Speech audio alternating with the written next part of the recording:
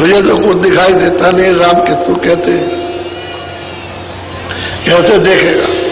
तू तो बाहर ढूंढता है कि जंगलों में राम होंगे या नदी के किनारे होंगे, कहीं पहाड़ पर होंगे। अरे भाई राम तो अंदर में, वो तेरे पास दरवाजा है तो तेरी आंख तो बंद हो गई, कोई महात्मा तो तुझको मिले नहीं। अब यह है कि जो महात्मा मिले थे तो उन्होंने काम किया और करके जीवों का चले गए। अब तो कोई महात्मा है नहीं जो बताए, बहुत विधि से समझाया, एक उन्नत बंदा है, अंदर में कुछ सूझता नहीं, कुछ दिखाई नहीं देता है।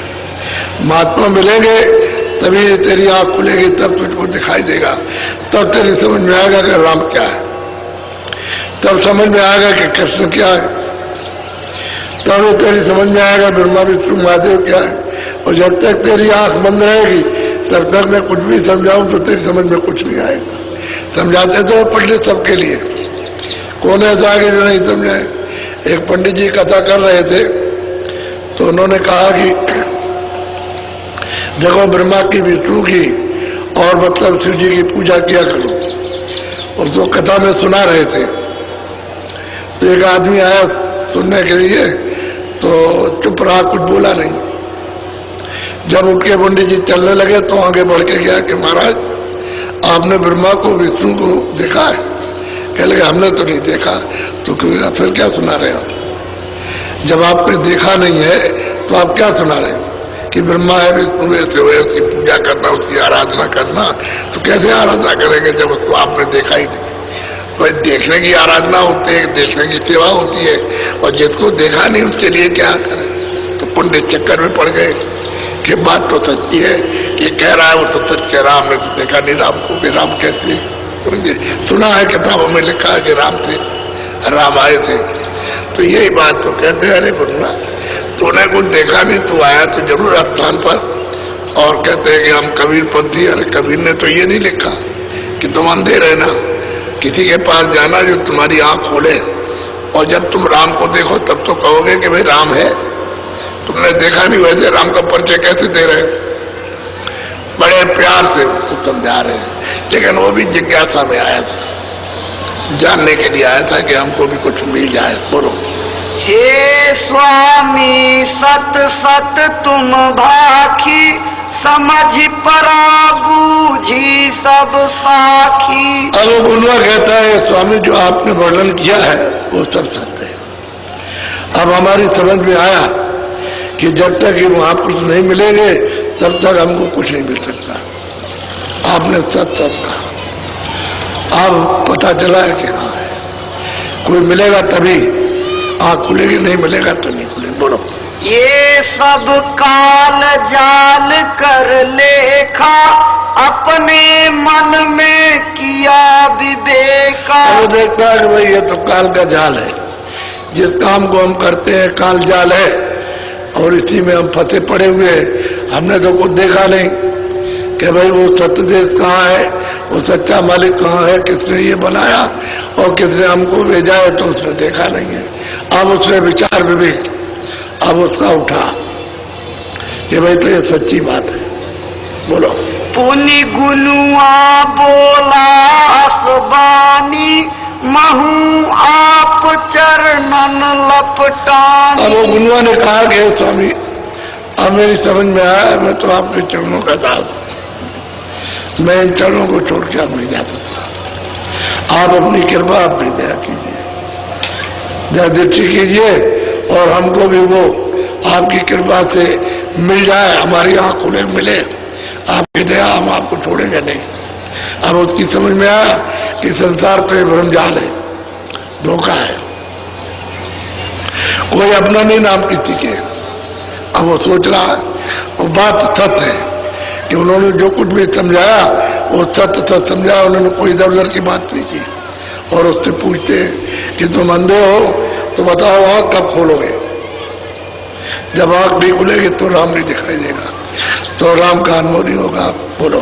चरण दास जानऊ मोहि चेरा, कृपा दृष्टि मोहितन है। अब गुरुआ कहता है स्वामी मुझे अपने चरणों का दास समझो, मैं पक्का आपका दास। अपना सेवक समझिए और मेरे ऊपर भी अनजान पर अनाड़ी पर अपनी दया दृष्टि कीजिए। जिसके मुझको पथ मिले रास्ता मिले, पथ कहते हैं रास्ते को, और रास्ते में चल करके हमारी आँख खुल जाए जिससे हम यहाँ से निकल चले, छूट जाए छुटकारे से। इस बंधन में फंसे हुए हैं उससे छुटकारा हो जाए।